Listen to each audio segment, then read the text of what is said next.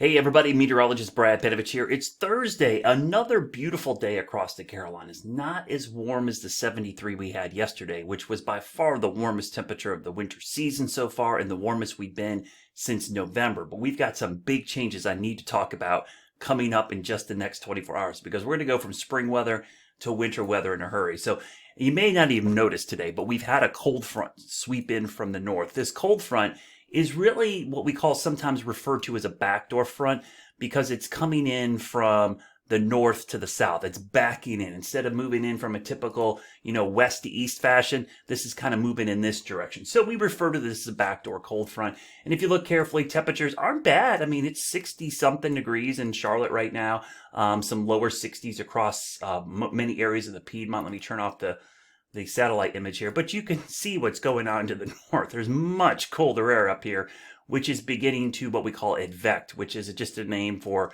movement of air masses. We're getting that colder air to kind of filter in. But not only is it colder, the other part of this is it's drier air. So these are the dew points right now.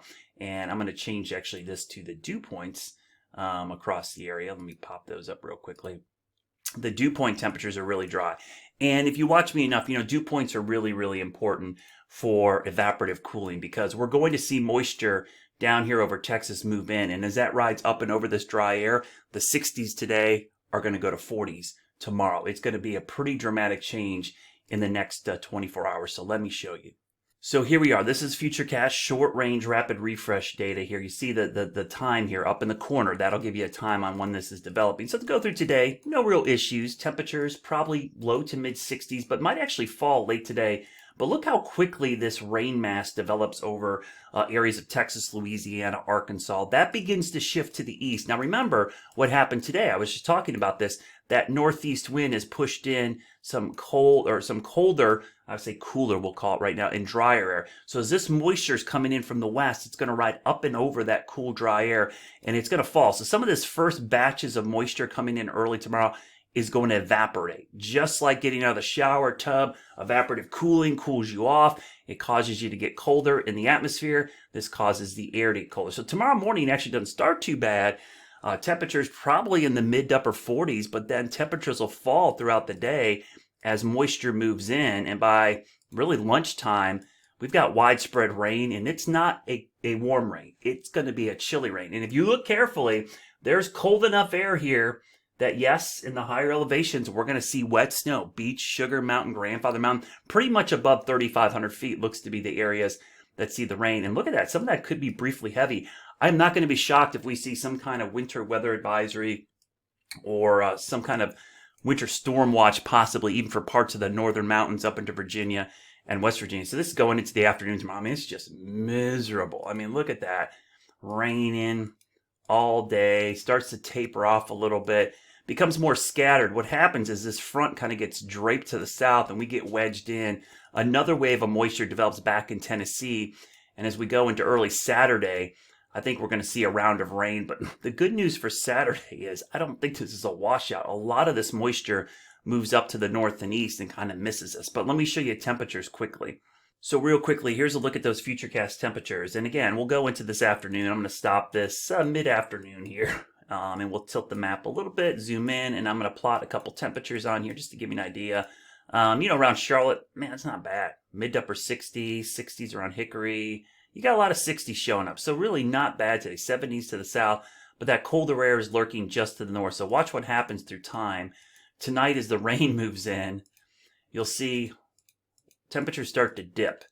And I'm going to stop this 6 a.m. tomorrow. We'll probe this again. So we're in the mid 40s now, all right? We've got a lot of 40s showing up on the map. Not exactly toasty out there. And here's the thing. As we go into the afternoon, I would expect these temperatures actually could fall even more because, let me move that out of the way.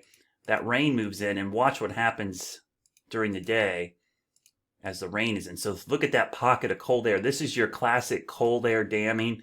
Moisture trapped against the mountains. This boundary down here is where the warm air is trying to move north.